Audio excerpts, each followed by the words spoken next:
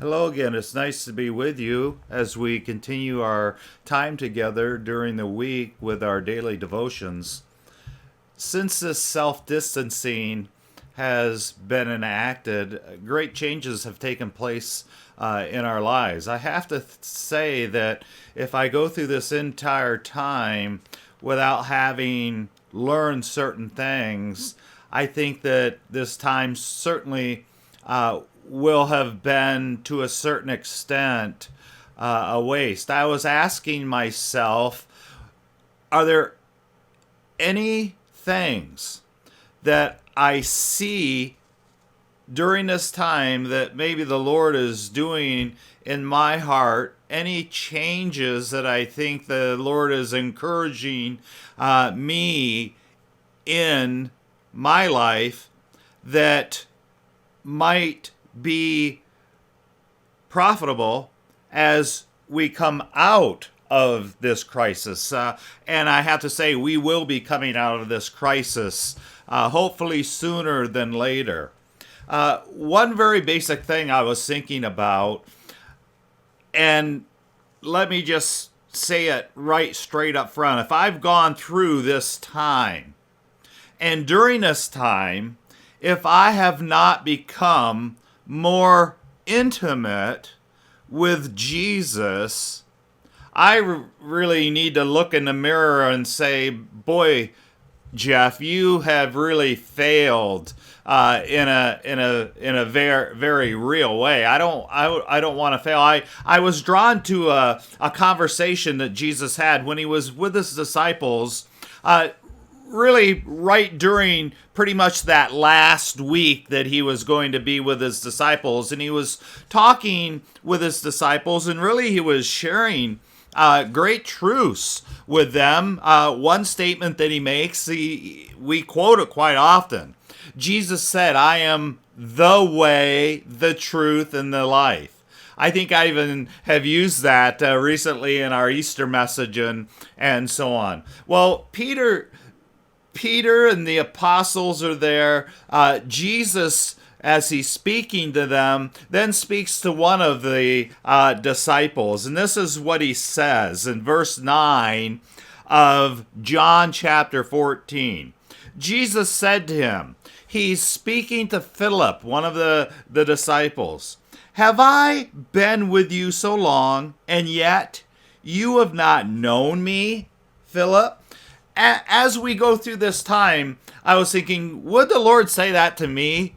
Would the Lord say, "Jeff, I've been with you so long, and you mean you really haven't had a desire to know me? Why is it?" And I sometimes question myself, why is it that intimacy with Jesus is kind of at times the last thing on my mind? And in fact, I'd rather be intimate with just about anybody else, be a friend or be in fellowship with just about anybody else but Jesus. And why is that? Certainly in this time, we've been given time to certainly press in to Jesus, to grow, to know, to know him in a way maybe that we've never had the opportunity to really know him.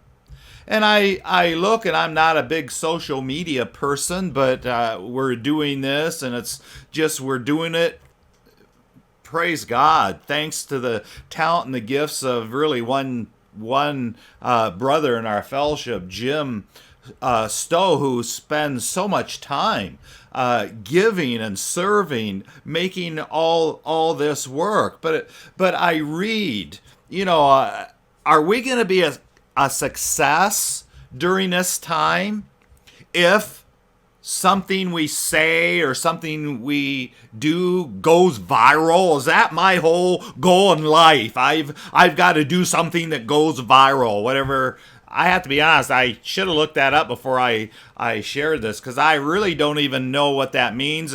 It's as I do something over social media and it garners a certain number of views and likes, I think. And I honestly don't know what that number is, but is that the goal in my life? Then I'm a success. Or is it the goal in my life to do something so that I become maybe the lead story in the newspaper? Then I become a success. And I think that what the Lord's showing me is that certainly the thing that would make us all more successful is having an intimacy as we have never maybe ever before had with Jesus.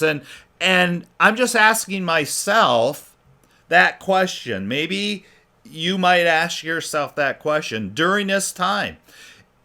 Am I trying every way that I can try to get myself out there and just be seen and in, or am I able to step back during this time and really know what it is to know that Jesus really is my best friend?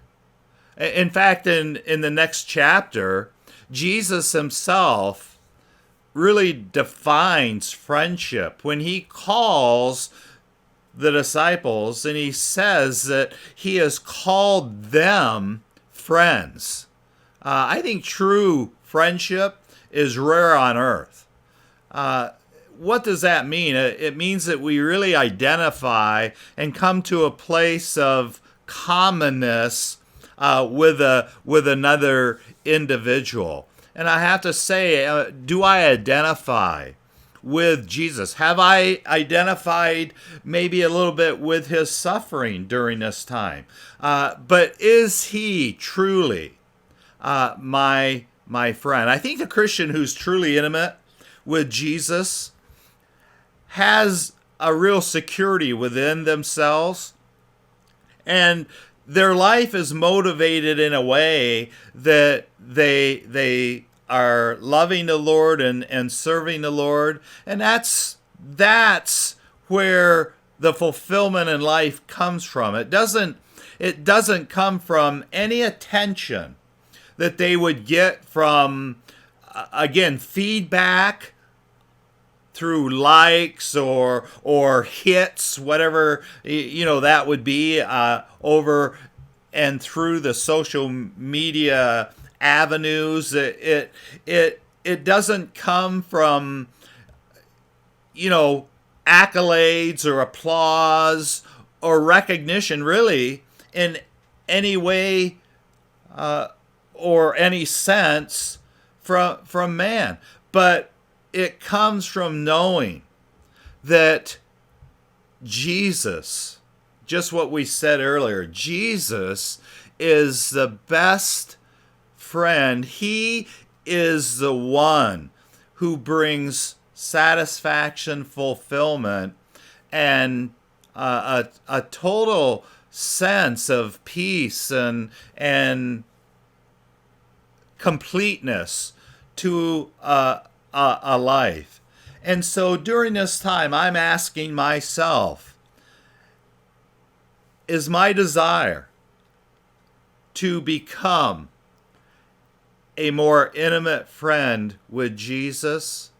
Or am I so upset and I am drawn to just try everything that I can try to, quote, stay connected? If this has shown me one thing, I want to be connected with others, but the most important connection that I could ever have is that intimate connection, that intimate relationship with Jesus. Would you spend time with him today? I think it's easier right now to kind of shut down everything else around us could I take really quality time and get to know Jesus in a way that maybe I haven't known him before? Philip was asked, how have you been around me for so long, and yet you really don't know me, Philip? Hopefully, God's not saying that of me, and if he is, I'm going to say, Lord, forgive me. I'm going to get to know you the way I need to know you. God bless you. Get to know Jesus. Invest some time, and I pray that you really have a desire. Oh, I want to know Jesus in a way that I've maybe never known him before. God bless you. We love you. Stay encouraged. Keep looking up.